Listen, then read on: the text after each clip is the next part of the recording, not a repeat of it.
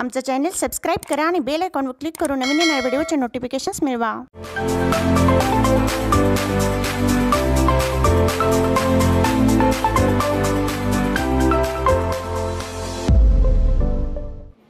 सन्माननीय व्यासपीठावरील मान्यवर वंदनीय गुरुजन वर्गावरचे उपस्थित माझ्या मित्रमैत्रिणींनो, मी संस्कृती अक्षय देवकर, सर्वांना माझा नमस्कार। मी इयत्ता 3री क मध्ये शिकत आहे।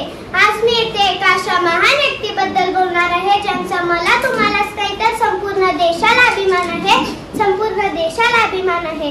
ते म्हणजे छत्रपती शिवाजी महाराज। सर्वप्रथम रयतेचा राजा छत्रपती शिवाजी महाराजांना माझा मानाचा मुजरा। 19 फेब्रुवारी 1630 सोन्याचा दिवस। या मंगल दिनी महाराष्ट्रातील पुणे जिल्ह्यातील शिवनेरी किल्ल्यावर एका सिंहाचा जन्म झाला। शिवराय लहानपणापासूनच अत्यंत हुशार व चाणक्य बुद्धीचे होते।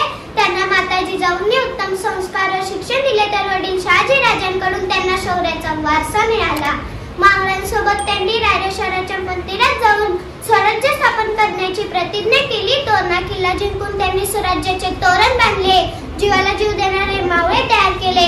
दुर्दैवाने 3 एप्रिल 1680 मध्ये छत्रपती शिवाजी महाराजांनी अखेरचा श्वास घेतला। एक पराक्रमी राजा काळाच्या पडद्याआड गेला।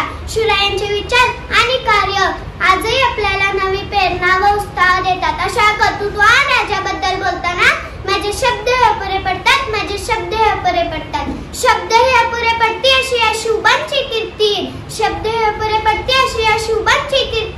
राजा शोभुनी दिसे जगती असे ते शिव